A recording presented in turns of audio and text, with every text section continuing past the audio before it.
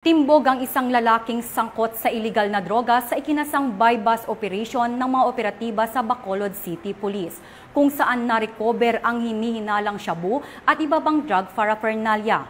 Ang matagumpay na operasyon ay bahagi ng pinigting ng kampanya ng pulisya laban sa kalakaran ng ipinagbabawal na gamot sa lungsod. Yan ang balitang tinutukan ni Patrolwoman Andrea Dominic de Palubos. Yung lalaki sa isang matagumpay na buy-bust operation sa Purok Magtiayon, Barangay 10, Bacolod City nito lamang ika-20 ng Oktubre taong kasalukuyan.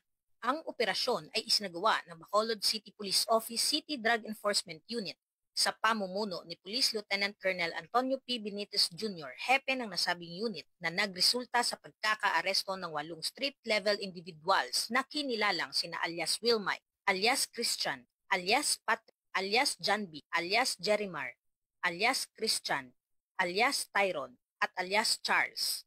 Nasamsam mula sa mga sospek ang humigit kumulang 30 gramo ng hinihinalang shabu na may standard drug price na 204,000 piso. Kasalukuyang nasa himpilan na ng pulisya ang mga sospek para sa tamang disposisyon at haharap sa kasong paglabag sa RA 9165 o ang Comprehensive Dangerous Drugs Act of 2002. Hinihimok ng Bacolod City Police Office ang mamamayan na makipagtulungan sa mga otoridad sa pamamagitan ng pagbibigay ng impormasyon laban sa mga sangkot sa iligal na droga.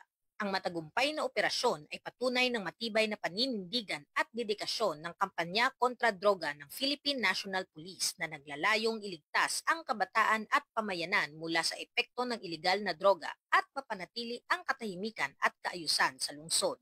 Mula dito sa Police Regional Office 6, ako ang inyong Police News Network Correspondent, Patrolwoman Andrea Dominic de Palobos. Alagad ng batas, tagataguyod ng balitang pulis.